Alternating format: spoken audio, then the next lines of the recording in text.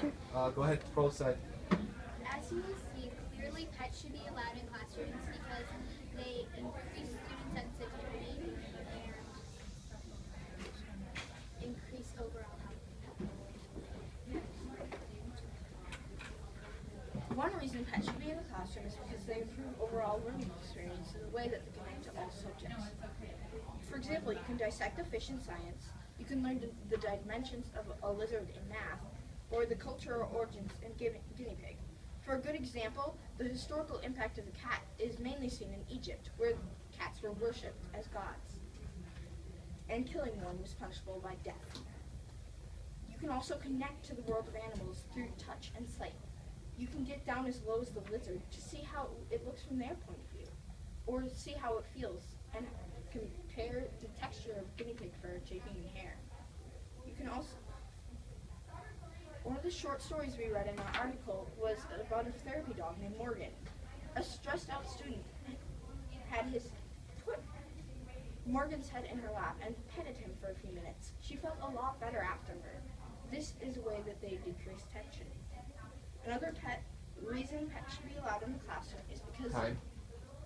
reason two. Okay, go ahead. Another reason pets should be allowed in the classroom is because pet households are shown to be better equipped to fight off disease.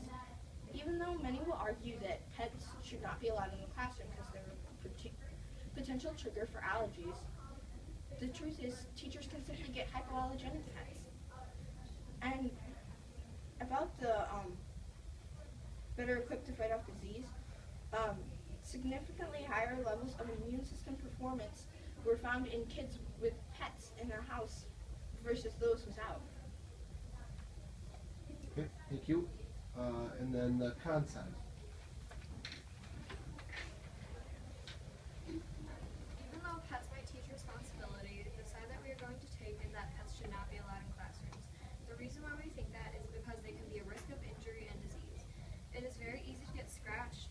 A child could simply be holding the animal and then a loud noise, which often happens in classrooms, startles the animal, making it want to scramble to safety while scratching the child. Pets can also be a major distraction from your child's schoolwork. Young children can get distracted easily anyway, and a squealing guinea pig or a whining dog would not be much of a help. Another downside is that they can be extremely expensive.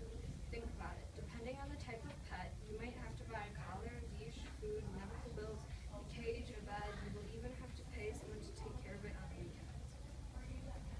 Alright, so the main reason that pets should not be allowed in the classroom is because they threaten students' health and safety, meaning they can carry disease such as salmonella, and the animal can injure the student.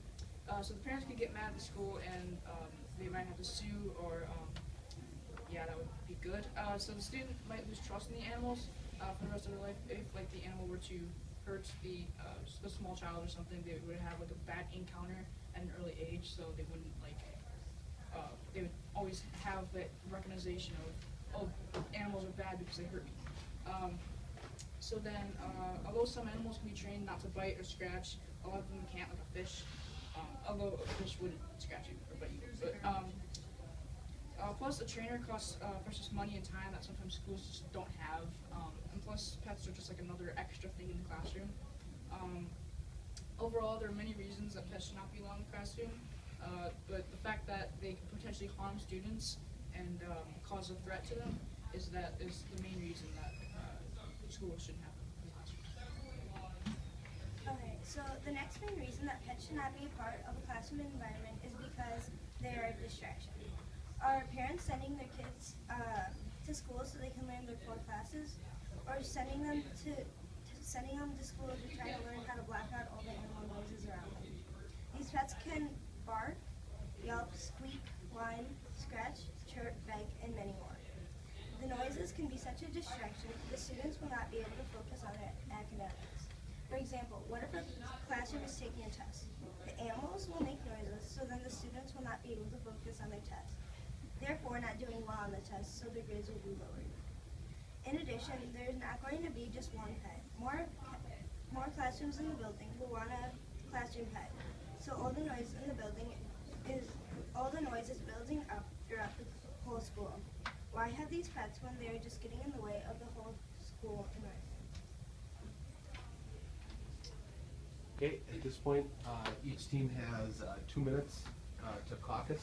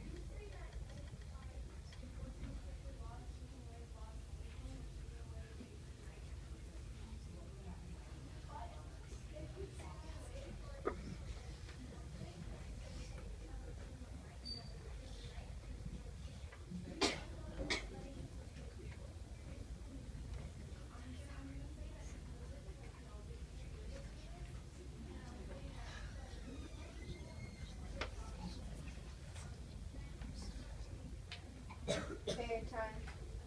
Okay, we'll start with the rebuttal from the con side.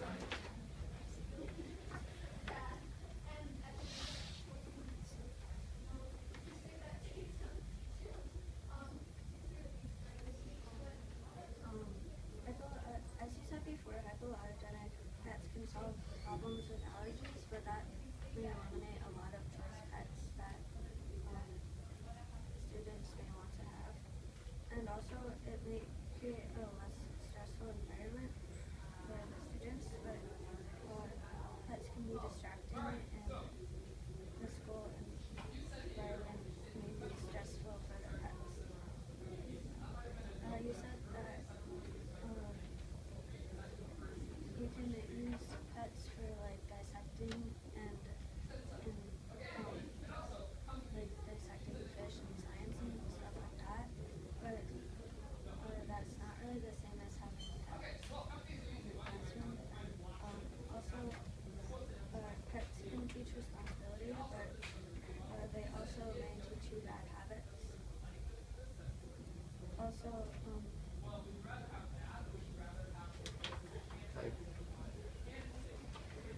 Okay, pro side rebuttal. Okay, so having a slight distraction in the classroom might actually be beneficial for